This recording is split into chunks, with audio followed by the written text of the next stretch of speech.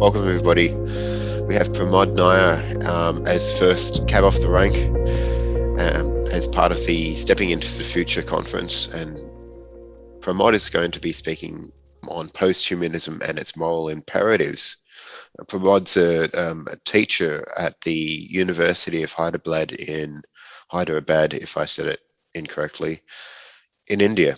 And he teaches literary theory, the English Romantics, postcolonial literatures, and his interests lie in English colonial writing on India, travel writing and human rights narratives, posthumanism, which he wrote a book on, which I've read and I thoroughly recommend. I'll hand it over to you, Pramod, before I lose my voice.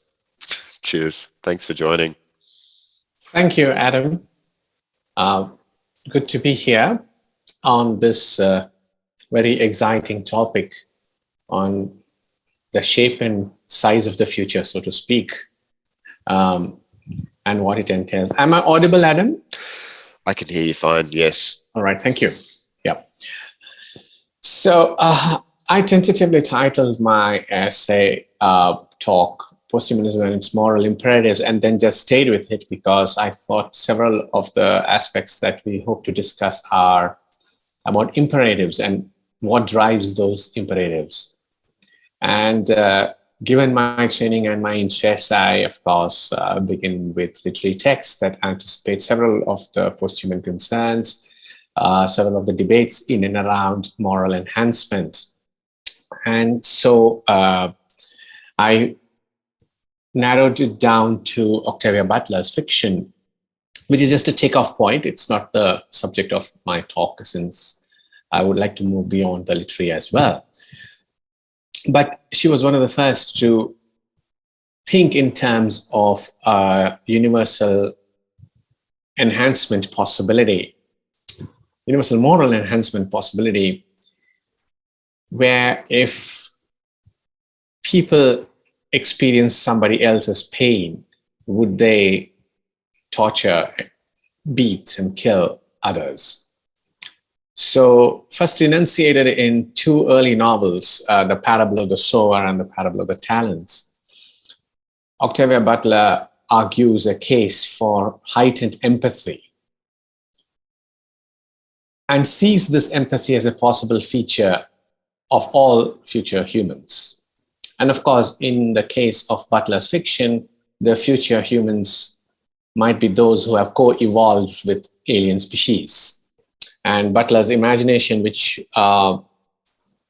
takes this theme extremely seriously in her trilogy, the Xenogenesis trilogy, looks at the future of humanity as not evolving as humans alone, but humans co-evolved with others, other alien species who may or may not come to Earth, or the consequence of terraforming, etc.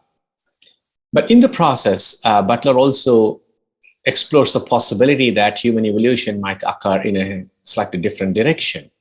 What if, asks Butler, humans are hyper-empaths? That's the term she uses, where you feel the pain of others viscerally in your guts.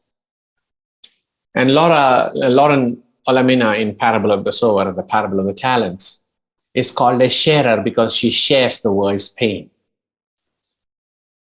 And as she puts it, as Lauren puts it, the one good thing about sharing pain is that it makes us very slow to cause pain to other people.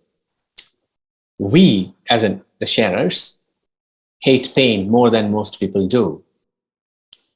Or later she will ask, if everyone could feel everyone else's pain, who would torture? So as a hypothetical case, she wonders whether if each one of us experiences at a very visceral level somebody else's pain, would we dare inflict pain on other people? What does hyperempathy then do? And at several points in the novel, she will say that she participates in the world's general misery. And on many days, as she says, she can take a lot of pain without falling apart. But some days it's particularly difficult. And that every time she sees somebody in pain, she feels worse and worse. In 5 years' time, Parable of the Talents, if I'm right, is a 1998 work. Octavia Butler would write that hyperempathy syndrome is what she calls a delusional disorder now. There's no telepathy. I quote, there's no telepathy, no magic, no deep spiritual awareness. There is just the neurochemically induced delusion that I feel the pain and pleasure that I see others experiencing. Pleasure is rare, pain is plentiful, and delusional or not, it hurts like hell. So in this particular vision, Butler is pondering over a kind of universal belongingness.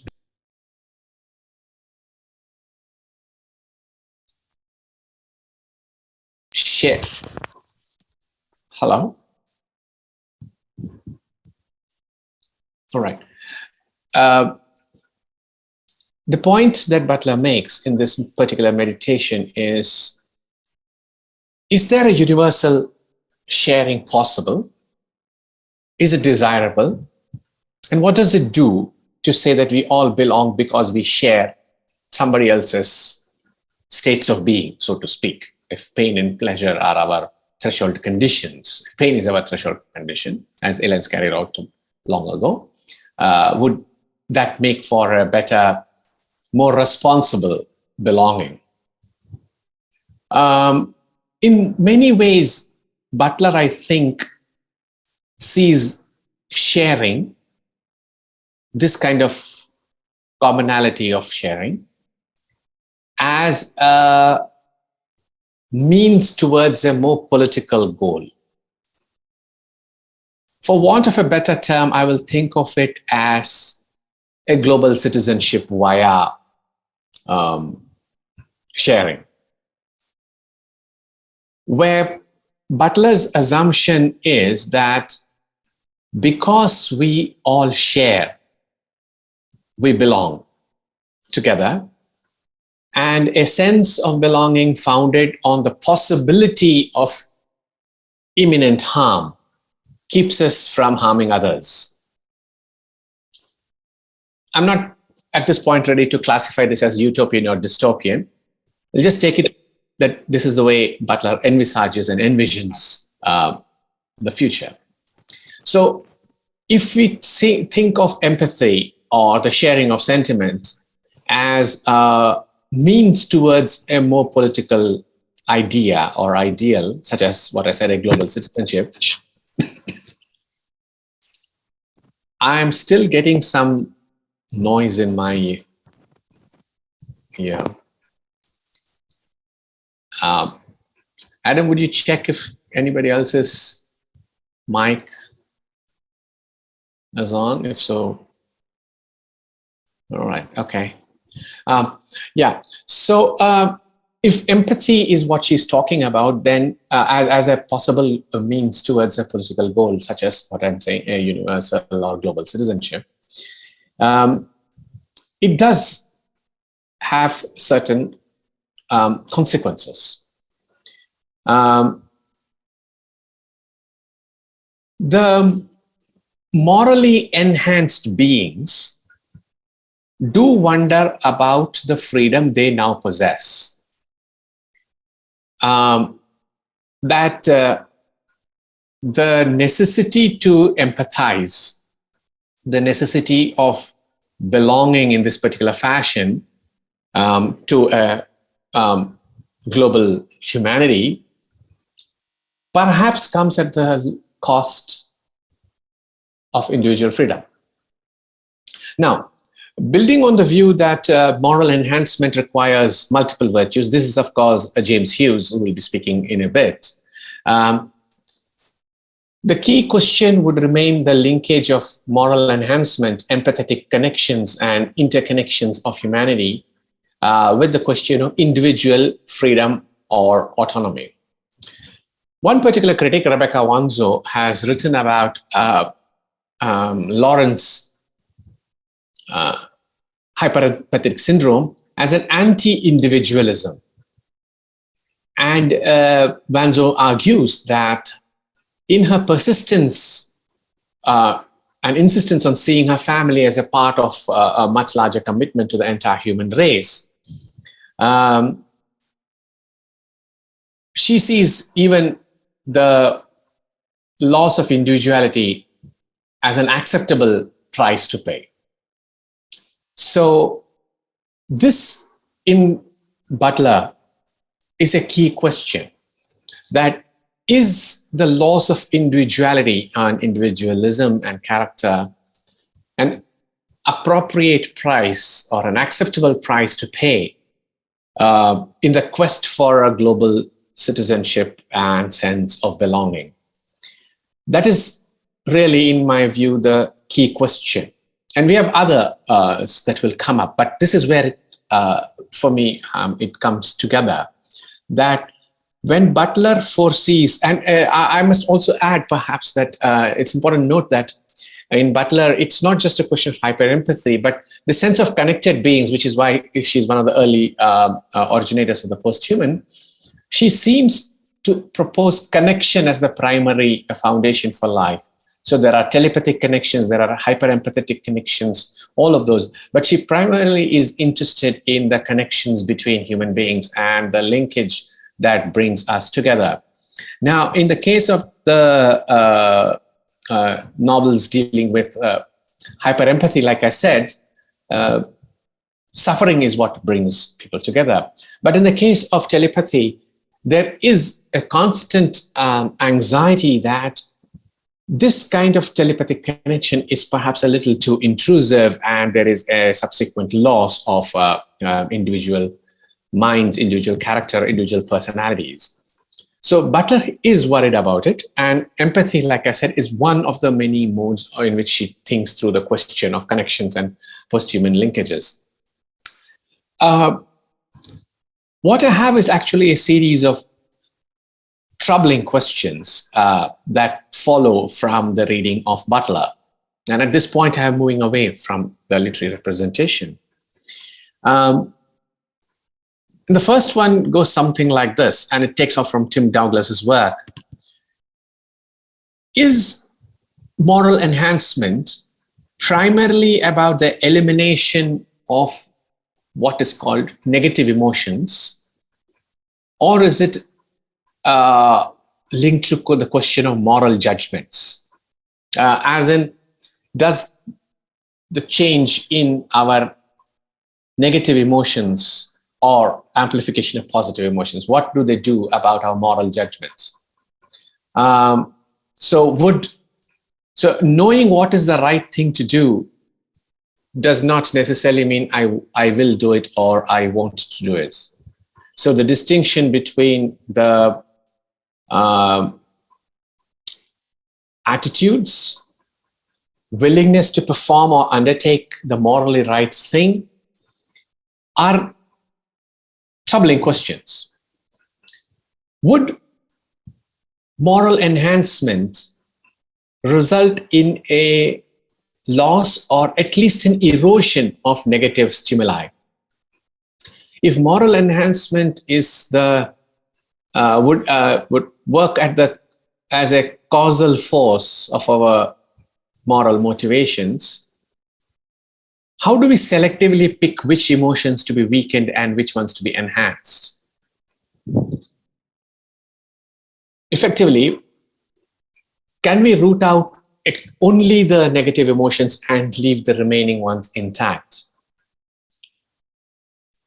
Can we be certain that emotions as at least a minimally responsible component of decision making in our cognitive abilities, can we disavow this?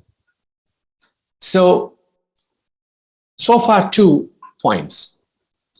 That moral enhancement is about the elimination of negative stimuli, negative emotions, and the link of these negative stimuli to our moral motivations. How do we weaken select emotions and how do we let the remaining stay? And if so, if you take out these, how do the remaining emotions work? So out of a range of emotions, we take out 50% because they're negative and retain 50% because they're positive, would that be an adequate enough mechanism of operating? And if so, what would their role be in our taking of moral judgments? A more worrying question raised by some commentators and are partially to do with the kinds of questions that Harris has asked. Is moral behavior rooted in just the cognitive? Because what the moral, and which is what I was mentioning, what the moral attitude says is not necessarily what the moral behavior looks like. If it's an easier or a shorter route to achieve the result I want, even if it is a wrong route, I might just prefer that route than the morally correct one. And here it's not necessarily, and this is Harris again, this is not necessarily because I am working solely with my emotions. It's not emotions that drive my moral action. It's a calculated desire to achieve a result quickly and may not necessarily be driven by feelings of goodwill or empathy, as Harris argues. As Harris puts it, I don't have to be nice to be good. I thought it's a nice little summary. It's not necessary to have goodwill or empathy to work on principles of fairness or being just. This actually means that our human emotions are guided by and based on cognitive elements, yes. And the cognitive is an essential component of our emotional makeup as well. If we try to separate the cognitive from the emotional, how would that work?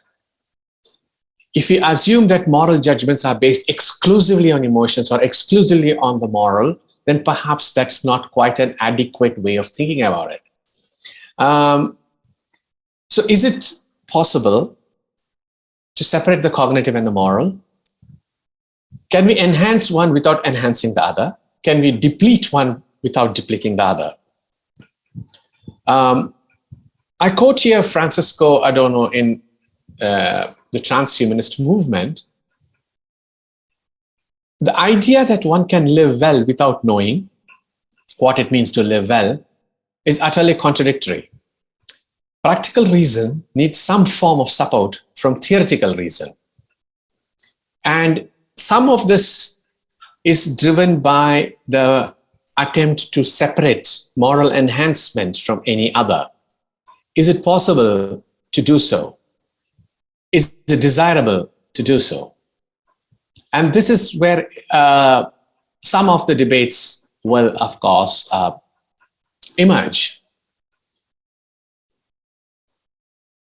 In their major work, Persson and Savelascu have argued that moral enhancement could help us increase a virtue like altruism, which is basically what they've been talking about for some time now. But the question is, how does an enhanced altruistic sense, enhanced altruistic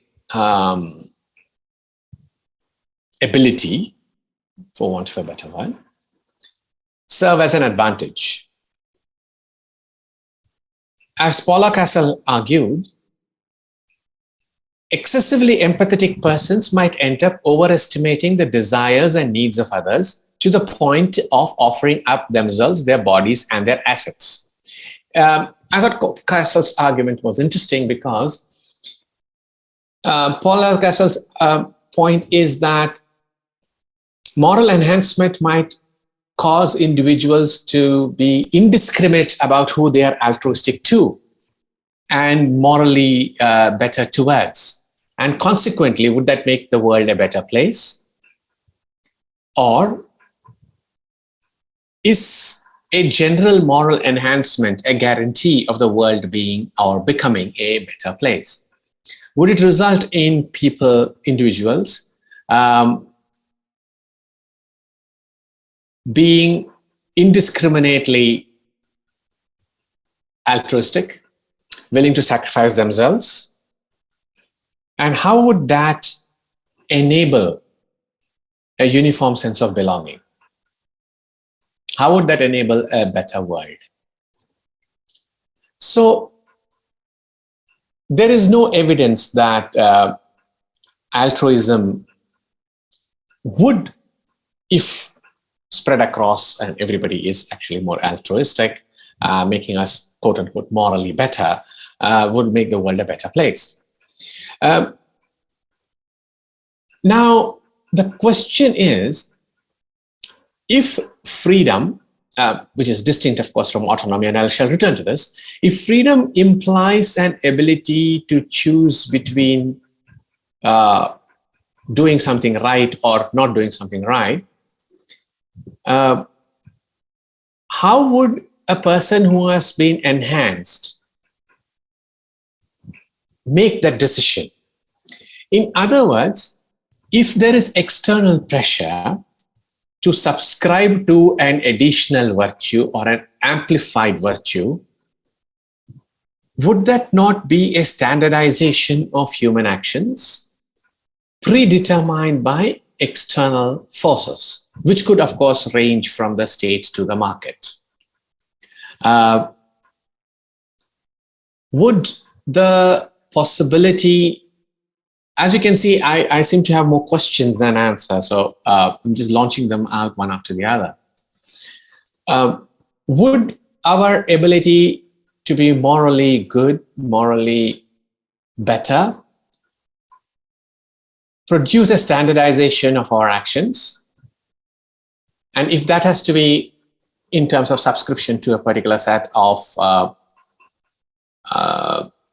ideal virtues, so to speak, would that mean we are all alike in the way of virtues? Arguments have been made that the traditional means of moral enhancement, such as education, cultural training, teach us the proper use of freedom and justice. That we understand concepts such as freedom and justice better through more traditional modes of enhancement, such as education.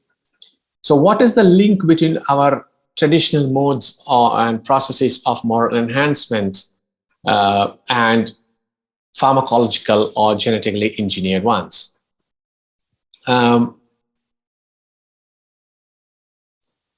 James Hughes' work, and we'll have the privilege of listening to him in a bit, identifies multiple virtues as the key: wisdom, knowledge, courage, humanity, justice, and he has proposed 4 virtues to be enhanced, including self-control, niceness, intelligence, positivity.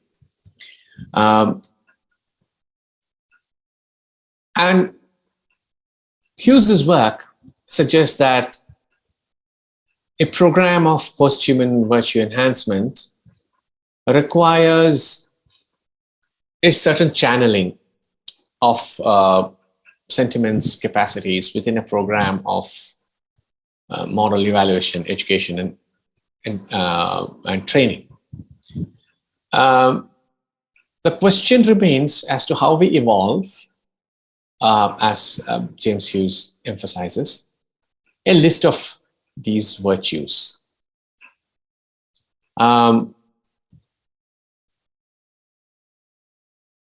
If we argue that we can actually come to a consensus about the list of desirable virtues, then is the giving up of the individual the character, the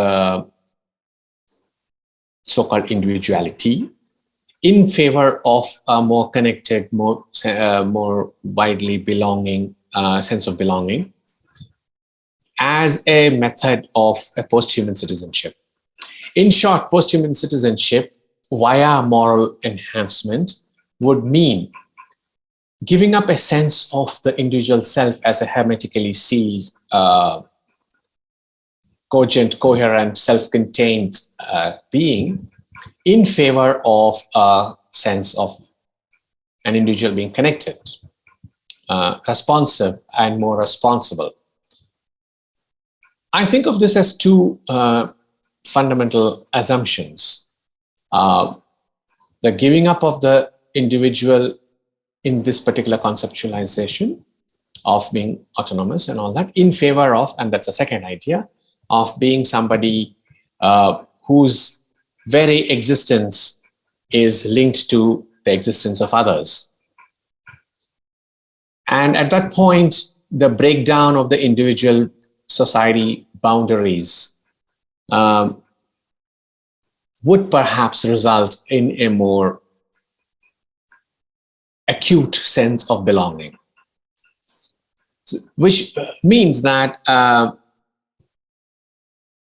we are looking at moral enhancement as a post-human imperative.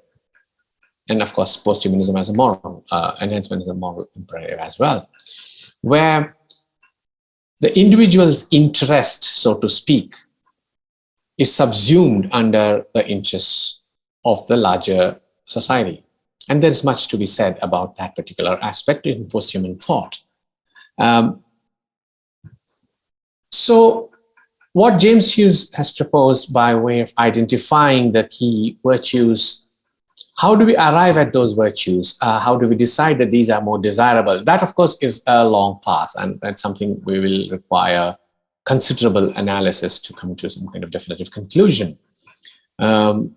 Different cultures have different views on this. Although, of course, one can think of compassion as a more or less universal virtue, admired greatly by people from all over the world in different cultures, yes. Arguments have been made, and this is particularly true of debates in human rights, that the quote-unquote Eastern kind of large category and Asian nations have cultures where the sense of self is subordinate to the sense of the social, and the sense of connection is given primacy over the sense of individual, bounded individuals, as opposed to what they call the Western model, which foregrounds the individual. So in effect, I see moral enhancement and posthumanist moral imperatives as a huge shift away from the traditional model of the individual itself. That in order to have a larger global citizenship, which might be notionally, at least at this point, because we have no empirical evidence, we are able to see others in a different way, others as extensions of ourselves, others as constitutive of ourselves, because our empathetic, our enhanced empathy, so to speak, enables us to do so. For those who worry about the kind of work Ingmar Persson and Julian Savulescu have proposed, and I'm thinking of the work of Sharon Levin, who detect a certain neuroessentialism, as she calls it in her recent work. She, of course, begins by saying there's no empirical evidence that upgrades, pharmacological, genetic, or whatever it might be, are feasible. And she makes the point that there is no real evidence available from the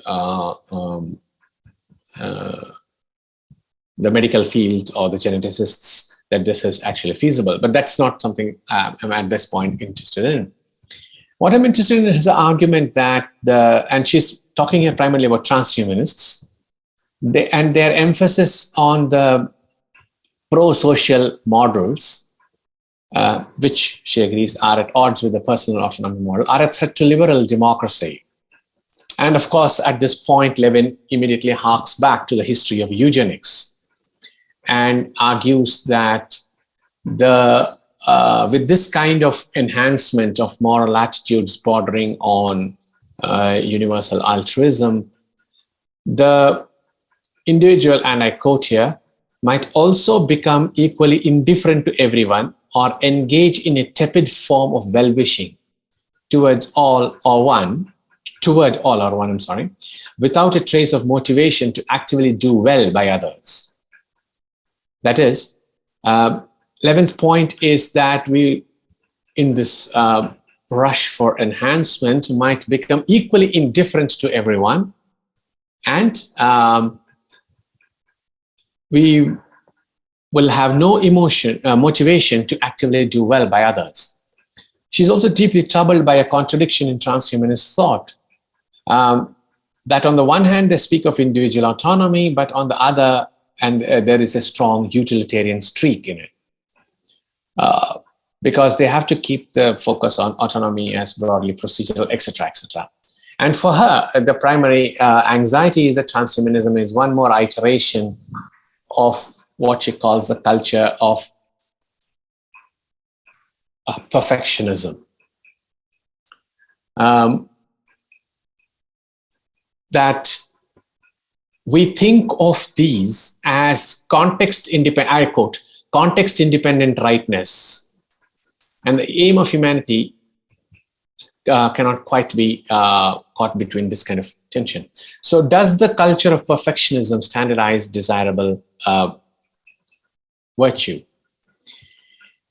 Now, the point remains that theories of the self and questions of subjectivity have, of course, not quite come to an agreement about the notion of subjectivity. And in the last maybe 10 years or so, 10 to 12 years, posthumanism has foregrounded the idea that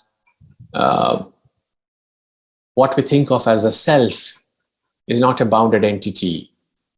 And it's not a case of an isolated self-identical thing, but actually made up of intersubjective connections, and intersubjectivity becoming central element in posthumanist thought.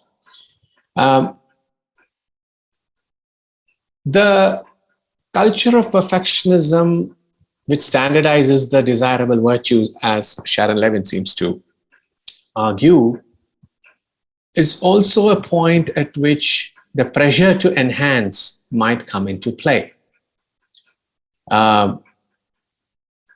Where if one thinks of transcending the limits of the human form and the human mind and the human personality, if this means a certain loss of happiness, or if that is the route to happiness, we still do not know. So the question remains that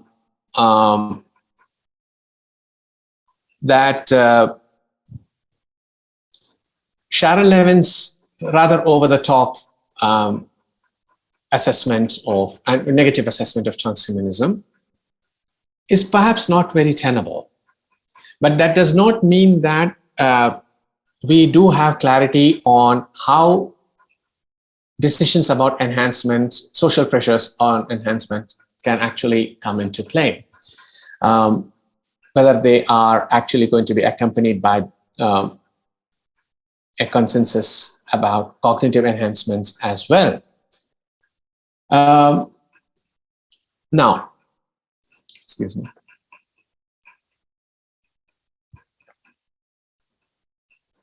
The distinction between autonomy as a political concept and freedom as a state of being, things like that, does rest on the choice factor, whether we want to choose our own destiny. As and I'm looking back at Julian Salasco's 2012 or 13 piece on pills that improve morality.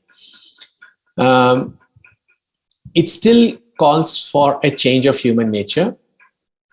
It still calls for external forces and predispositions that we have no control over, and that there are other problems with other points there which could be, of course, examined, and as people have done so. The point is that human choices are often the result of forces greater and beyond the individual. And as Savulescu would say, the only way to escape those would be to morally enhance ourselves. It undermines perhaps the choice, the concept of deliberate individual selection, and there is a sense of that you lose individual control. But whether it entails a loss of autonomy or free will is interesting. I do think that Sharon Levin's reading, it's one of the newer works that have come, is a little bit over the top, like I already said. And the fear of eugenics, which is something that periodically comes up when we think in terms of posthumanism or transhumanism. If we think in terms of Octavia Butler's fiction, and I'm returning to that for a particular reason, as I hope to make clear, the difference in how we evaluate and look at the self makes moral enhancement almost an imperative. If you think of the self as more embedded, connected, and a linked self, made through our interactions with others, then the idea or ideal, I'm not quite sure which one I would think about at this point in time, is about a more responsive and responsible self. In fact, you could go so far as to say that the idea of the responsible self can only come through a certain moral enhancement, which accounts for which proposes an entirely different relationship with the world. So, in the case of Butler's fiction, one gets the sense that Butler is very divided in her own views about this, because she at several points does think of this as the loss of autonomy. But is autonomy such a desirable condition? Is autonomy such a wonderful thing, especially because autonomy has resulted in certain kinds of oppressive systems, etc., etc. So also in a lot of interpretations of Butler, I concur with many of them, the narratives of a future world are inevitably neo-slave narratives. There is constant oppression, a replication of a historical circumstances, and things like that. So the arrival of someone like Lauren constitutes a point of change where the fear of incurring pain redefines my sense of the self. And the point I'm trying to make here in the form of the questions I have raised is, and I'll return again to James Hughes, of the 4 principal cardinal virtues that he suggests we should think about, all valid ones. Self-control, niceness, intelligence, positivity, while he has, of course, a broader category, wisdom, knowledge, courage, humanity, justice, temperance, transcendence, etc. It is that all of these virtues need to be collectively arrived at, need to be made available, and explored in terms of how egalitarian they can actually be. It's not for nothing that other than philosophers and bioethicists, literary fiction also worries about the possible misuse of this, but I'm not really concerned about that because any technological development produces its own anxieties, and it always has, or as history has shown. But the question of choice is never an individual one in itself. It's a collective one. It comes from social pressures, it comes from specific contexts, which is why I would think that if, as James Hughes proposes, virtues can be identified and the fact remains that they have to be multiple, not just one, then the redefinition of the self, the redefinition of the self's relation with the world is the cornerstone of a post-human arch. And for moral enhancement to work in any kind of effective fashion, it requires a rethink of the self itself. That every time we think of the self as coherent and autonomous, we replicate a certain attitude, and perhaps it's time for the sense, this sense of the self to be shifted out. If, as Rossi Bradotti and others have argued in the wake of social construction theories, the self itself is put together through multiple linkages, then the onus of distributing those linkages in certain ways, or distributing virtues into those networks, is also an imperative.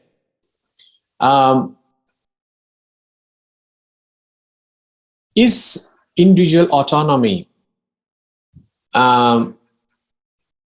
so crucial in the larger interests of the world? Does this question proceed from an anxiety that this is the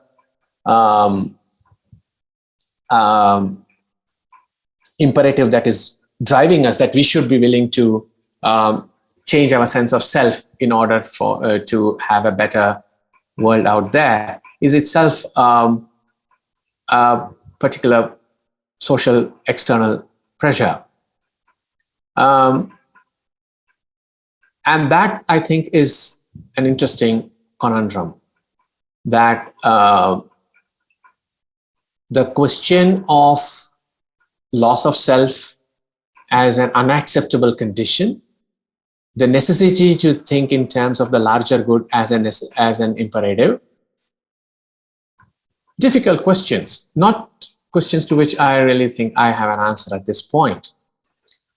I do think moral enhancement has a definite plus in terms of a different sense of the self, a different relationship with the self and the world. And that, I think, is something to be thought through. Thank you. Go for it, James. Okay, well, fascinating talk. I've always considered Butler to be one of the most positive of science fiction writers on the prospect of self-transformation or assisted self-transformation, since a lot of her work has the aliens doing some of the work and it turning out to be a good thing. But just your final points went by a little fast, and I was wondering if the implication is that you agree with the idea that the self is a mental fiction and that we are socially embedded and being socially constructed by our participation in society, and that you're just pointing out the tension between the individualism of transhumanism and this recognition of these facts about our social and mental life. Yes. I'm not sure that sounded hastily put together towards the end, but yes, I do not think we can any longer think of the self as a sui generis model, self-contained. And I do think that what we have seen over the last 15 years in thinking indicates that we need to recalibrate our idea of the self, that it has been put together through multiple forces. It's a question of delineating what we understand as individual autonomy, free will, what it entails to lose a little bit of that in favor of something larger. If we begin with the assumption that we were always put together by external forces, for better or for worse, then it follows that the converse is also true, that losing a bit of yourself still means being part of, being embedded, like you said. So yes, and I think these are the argument in favor of moral enhancement, those against moral enhancement, sorry. Education has been a central method of moral enhancement for a very long time. And in the case of moral enhancement via education or cultural training, let's just use cultural training as a broader category. The question of duties, responsibilities as manifest in constitutions and charters and all sorts of legal documents, but also in the form of our general cultural training, non-formal and others, have indicated that the question of responsibility to the other ought to be a part of ourselves. Whether it is or not is different, but that it ought to be. And I see moral enhancement through these other means as taking this to the next stage. Education has always done it for a very long time. So yeah, so I if it went through too fast, yes, but yes, that's exactly what I mean. The tensions, of course, remain, and you yourself pointed out this problem that, which are the core virtues that we identify or we ought to identify? That, of course, remains unresolved. And while I agree with what you're saying about Butler's positive attitude, I do think she recognizes the tensions herself, that it's not easy to identify this as the most essential virtue or that, and that being more empathetic need not necessarily transform the world for you. I'm not sure Butler is keen on transformation, is keen on post-human connections, but she keeps the tension going, so to speak. Yeah, thank you. David, jump in, go for it. So the argument for moral enhancement seems pretty straightforward to me. The argument is that we have instincts, emotional instincts, moral instincts, which were calibrated for earlier times in our evolutionary history when circumstances were different. And these instincts are leading us in many bad ways in present time. It leads us to tribalism, it leads us to pursuit of short-term goals. And again, this probably made sense in Neolithic times, but in our current times, these are dangerous tendencies. So moral enhancement is simply about finding ways to recalibrate our emotional and moral instincts. It doesn't mean that we suddenly stop thinking about ourselves as individuals. Yeah. I'm slightly perturbed that the view has been that to be more moral means that we don't worry about individuals anymore.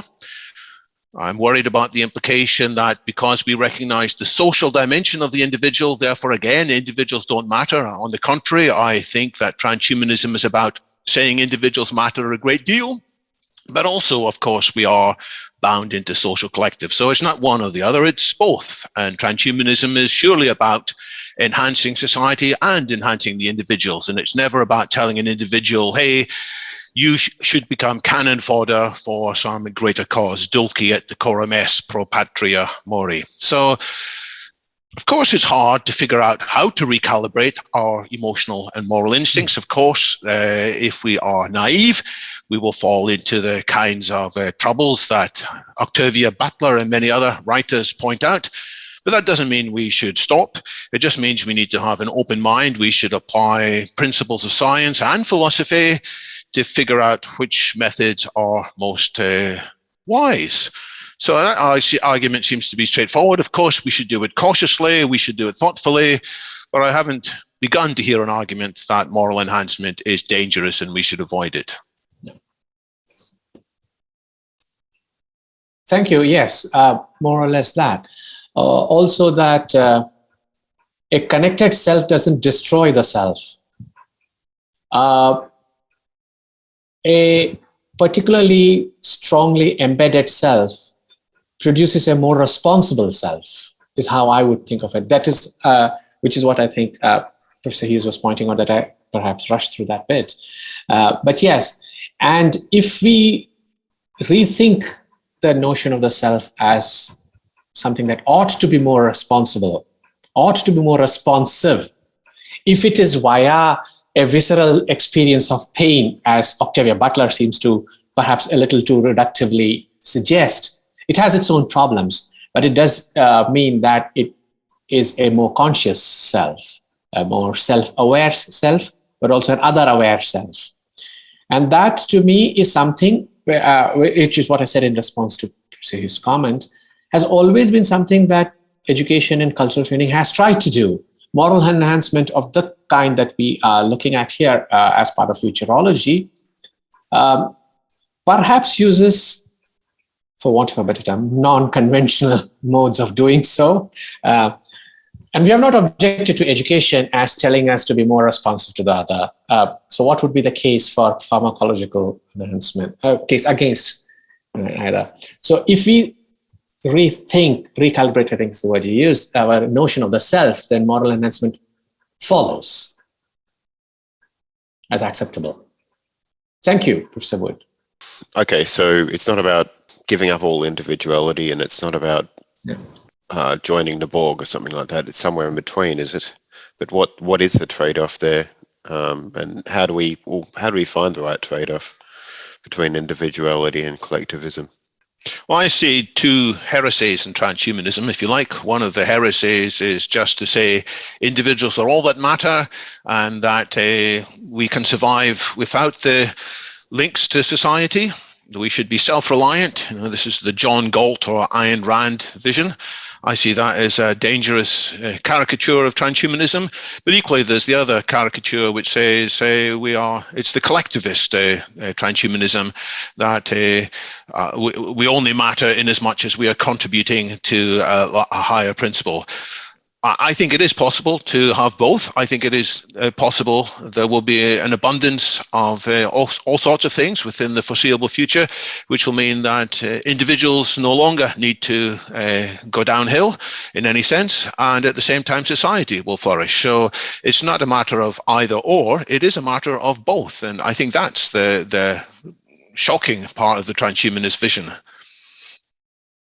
I had a question about trade-offs between collectivism and individualism that I thought Pramod was going to answer. I think it was agreed that we shouldn't completely, I guess, get rid of all individualism, and we shouldn't go full-on collectivist, but there's got to be a balance between the two. I think most transhumanists would agree with that. How do we approach finding out what the appropriate trade-offs should be in your mind? I'm not quite sure. I'm very clear about what the trade-off would be. I think some of neither am I, but how do we find out? That's the question. I have no idea, but yes. But the point is that if notions of the self change are as they are changing, then several of these will evolve over a period of time, and the trade-off will become more acceptable. As of now, the non-acceptance of this is the fear that, this will destroy us completely. And I think Professor Wood put it very well, that it's not an either or. It's not that there's the self in this fashion only, or there is the collective in that fashion only. We have always been collective in one sense. We've not been able to recognize or foreground it as much as several of the science fiction texts, the transhumanists and the posthumanists are doing so now, very consciously, very willfully.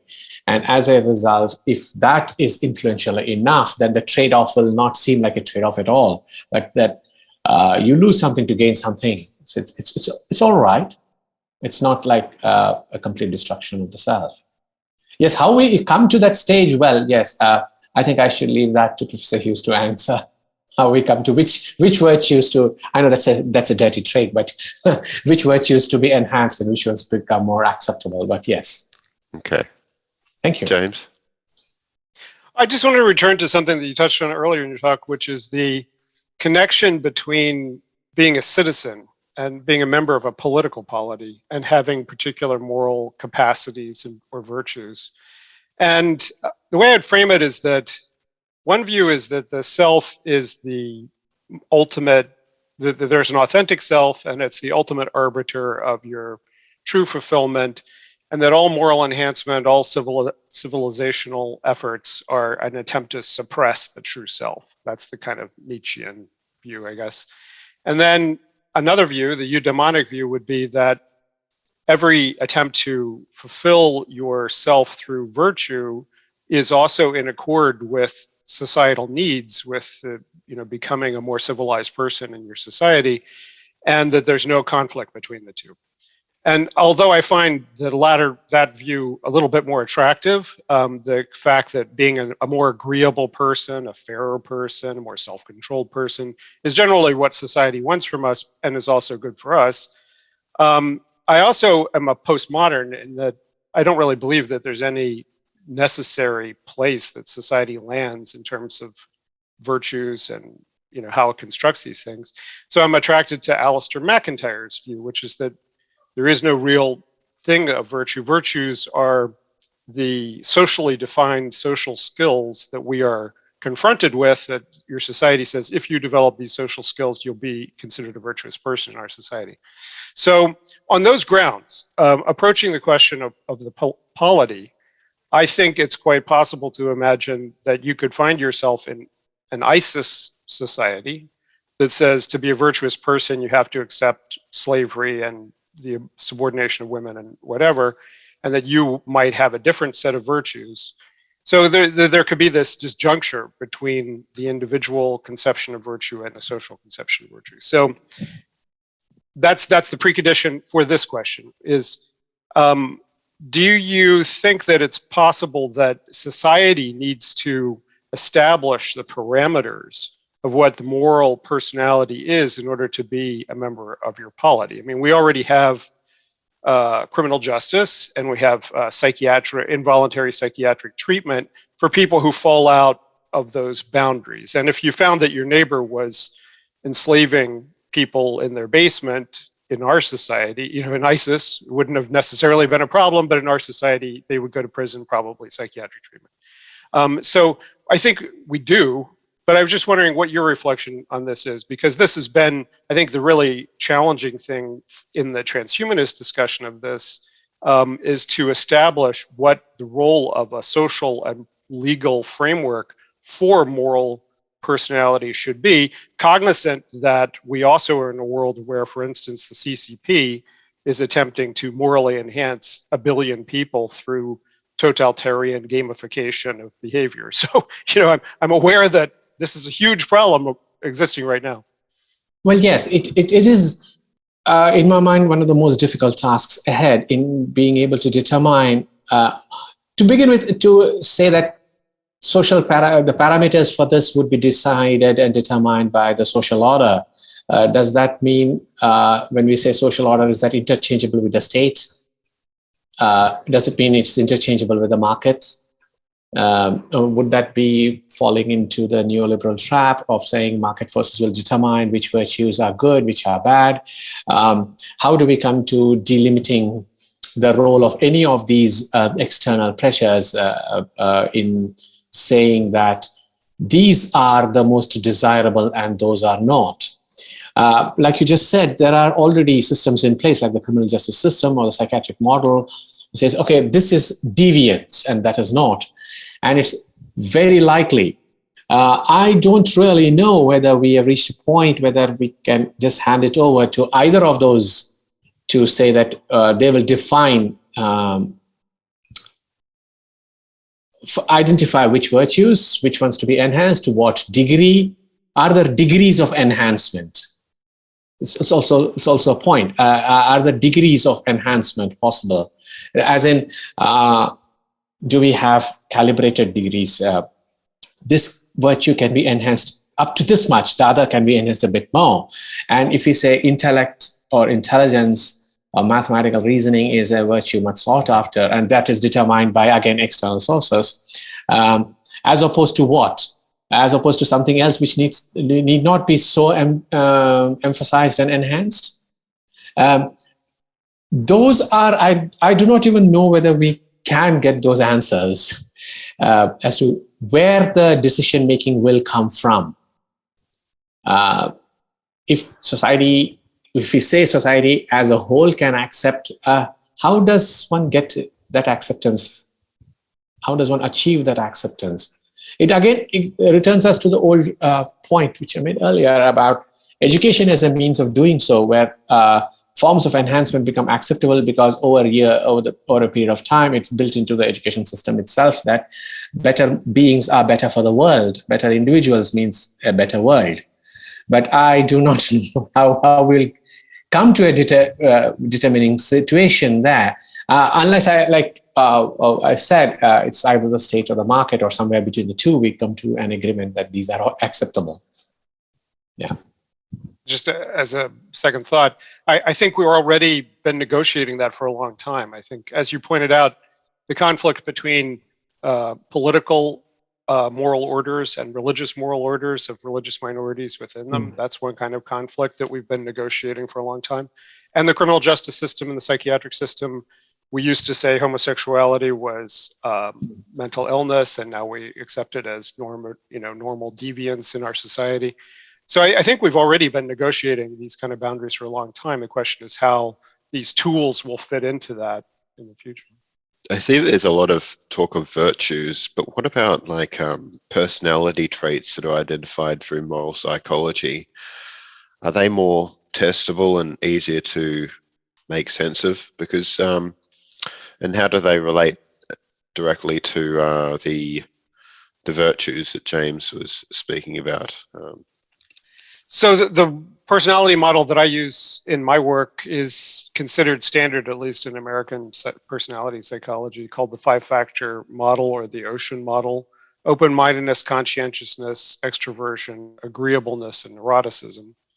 And there is a debate. There have been people who pushed back from personality psychology to the idea that these have moral parallels or connections. One of the pushbacks is the idea that we don't have consistent behavioral personality traits through every situation. That's called situationism. The idea that you may be agreeable in one situation, not another. But I think there's substantial evidence that there is some consistency across situations as well as across time, that these are genetically linked traits, about 50-50 genetic and environment. And conscientiousness is rule following, so it relates to self-control. Agreeableness relates to caring. It relates to pro-social behavior, predicts various kinds of pro-social social opinions. Neuroticism relates to happiness. It's the principal correlate of happiness. And open-mindedness is correlated with IQ, so it relates to prudential wisdom or the intellectual virtues. So I consider personality psychology in that regard to be a very important interstices between the moral virtue theory and the neurobiology. But yeah, there's a lot of pushback from the personality psychologists on the grounds that it looks a lot messier when you see how the sausage is made. But that's true of almost every science. Pramod, are you familiar with religious virtue moral traditions at all? Because I've also written a lot about Buddhist, but not at all. Yeah. And I think this is one of the reasons why I think that there's such an impoverished debate about moral enhancement is something you touched on earlier on in your talk, which is the people like Savulescu who think we just jack this one thing up, empathy, everything will be better, versus people like John Harris, who would argue that we need to just increase the intellectual virtues or the ability of our intellect to override our darker impulses, and that would make everything better. And I think for those with a familiarity with Aristotelian or religious virtue theory, no one's ever really argued that. There's no religion that ever got popular at any rate that just said you just need one virtue. And certainly the Aristotelian and Buddhist ones argue that every virtue balances every other virtue, and that every virtue can have an excess, and that once you go into excess, it becomes a vice. So I think the dialogue with religious virtue is something that helps a lot here. So, I mean, I don't know if anybody's discovered the one true balance of all the virtues yet, James, but I'm sure it's probably conditional on whatever situation these virtues are called for. Yeah, I think there just needs to be more debate around finding the right balance and what that looks like and how to test for it. And how would you test for something like this? Or not finding the right balance, because that gets us back to this problem of perfectionism, right? It's a matter of creating as liberal a possible set of choices without allowing society to fall apart in the process. You know, I don't want my neighbor to be enslaving their children in the basement. So the 9 personality traits, Zelter and others who were involved in this sort of D factor stuff, were egoism, Machiavellianism, moral disengagement, narcissism, psychological entitlement, psychopathy, sadism, self-interest, and spitefulness. They sort of describe the D factor as the general tendency to maximize one's own utility, disregarding, accepting, or malevolently provoking disutility for others, accompanied by beliefs that serve as justifications. So, I mean, like, we use that as an indicator of darkness in personality. Is there any way that, I mean, we know we can do stuff with education, but how far can we take that? I don't know. Anything other than just mere education that we can do to make ourselves less susceptible to the D factor as described? No, that's a long list. Yes. All right. Yeah, I mean, as quote unquote negative traits, I think you mentioned self-interest at some point as one of the dark factors. Yes, and but I would return to David Wood's point that it's not a self versus the collective, and if self-interest is a paramount principle on which people operate, then perhaps that is what moral enhancement techniques should focus on. I would think of that as a primary factor to zone in on. Pramod, what are your major reservations? I mean, is there something that about moral enhancement that really gets under your skin, or is there something that really attracts you to it?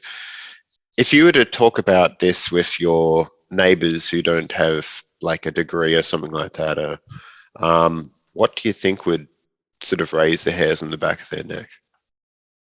Well, they would. I think the debate, especially in, here, would be who gets to decide which are the primary virtues, or like you just said in your long list of D factors, which ones should be suppressed. I guess people would say that.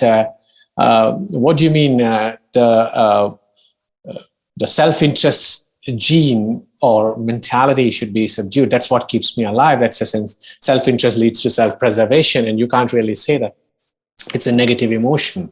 In most cases, the battle over quote unquote negative stimuli would be that people will say they are not actually negative stimuli because they help me survive. Self-interest, for instance, keeps me safe. And that if I were to be more open to the world, if I were to be more welcoming or empathetic towards the world, does that guarantee that the world will treat me well? So that would be one thing that people would find difficult to accept, that just because I am nice and altruistic towards the world will reciprocate in like fashion. What attracts me to the moral enhancement idea is that, like I said in the course of my conversation with you all, that it takes it to the next level, something we have always done. There are traditions, texts, discussions, debates, philosophies that have, and what I'm calling broadly cultural training, that have emphasized several of these as virtues to be cultivated, to be enhanced in terms of our attitudes, positive attitudes towards others, to not be focused solely on oneself. Is there anything startlingly new in what we are saying about the enhancement of certain qualities, which education, for instance, has not already emphasized over the years, with varying degrees in different cultures, perhaps, and to varying effect in different periods in time? But surely the making of, and I'll get back to the point James Hughes was making about the questions of polity. We have always argued this. We have always debated it, and we have tried to say that better human beings make a better world. The question that relativism would pose, of course, is who defines better, how much is better, how better is better, etc., etc. And those debates have also accompanied the debate over enhancement. So I'm not really seeing the moral enhancement issue here as radical disruption of what humanity in its cultural training models has always practiced. Maybe the roots to it are different. Maybe there's more discussion of a certain kind about it. There's also more relativism, more anxiety about it. So I definitely don't see it as a startling new worry that has come upon the scene that, oh, we will have to do this at some point or other, because we've always done that. Cultures do it in different ways, right? We have the English and the Indian, and I'm sure the English, what the English thought was moral back in the day, imposed that on India back in the day. Do you think there'll be anything like that? Or have some dominant cultures trying to colonize other cultures through quote unquote moral enhancement? Does that worry you? That depends on where these discussions will go. But as a part of the conversation where we were saying, when in response to James's point, I said the anxiety will be who gets to decide whether it will be the state or the market or the scientific establishment which says these are the desirable virtues. Those debates will, of course, be worrying, because the ugly head of eugenics will rear up again. Colonialism will, questions of slavery will, questions of capitalist maximization of these will also come up. How we will navigate through that is going to be the crux, I think.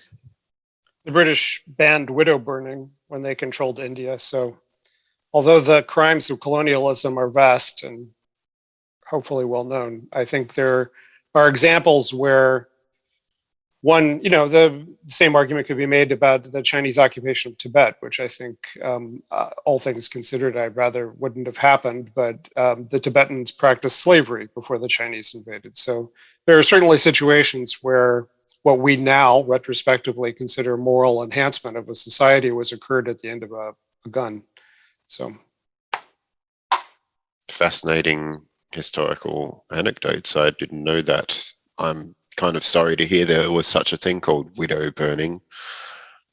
I think James just gave an example to the point you were making, that when one culture has set out to colonize and dominate the other, what they see as essential character flaws in a culture or in the society they come to dominate is something they'll set out to eradicate or control or modify. And that might not be very well received, because they'll say, this is what we have done for centuries, and this is what we think of as a social order, so to speak, or whatever. What you might think of as a horrific, barbaric practice is not what we see it as. Which is why I mentioned relativism. That relativism will come in. I didn't know the point that James made about slavery in Tibet, which changed with the arrival of the Chinese. So in that kind of contest between cultures or placed within specific systems such as colonialism will, of course, result in massive concerns. and that there is no getting around, I guess. It will be rather simplistic, reductive ones like West versus East at several points, as happened in colonial India. This is the imposition of one over the other and things like that. Though on what moral grounds is widow burning justified is difficult to imagine and visualize. That was also said incidentally about educating everyone, which the colonials did set out to do.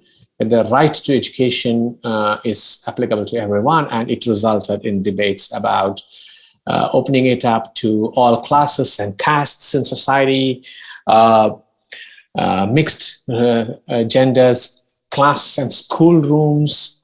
And there are documents from the colonial period that showcase this kind of debate that, the question being asked is, who actually are you to come and say that this is how our education system should proceed, and things like that. So, and people would say that, the colonized subject would say that this is unacceptable because you're imposing your cultural values about egalitarianism in education upon us. And the colonial missionary educationists who came and said, no, everybody deserves an education. And that for many in the subject context was defied their cultural values. And so that several people would say that you can't actually say everybody deserves an education. So those will occur. And those, I think, are inevitable in a thorny debate such as moral enhancement. There's always a point at which it will become, your cultural values versus mine, your notions of virtue versus mine. And then we stand embedded in our own cultural systems, cultural logics, which say that that's imposition and that's colonialism, that's hegemonic, etc., etc. Skirting that around would be a bit like the debates that eventually result in the Universal Declaration of Human Rights, I would guess. That's one comparable parallel that I can think of. Where it says, where you begin with the question, what is human, before you end up with what is human rights? And when those definitions are themselves culturally embedded, and you don't see a meeting point, a convergence between this, well, that's exactly what we are supposed to be able to resolve at some point if you want to think in terms of moral enhancement as a larger global project.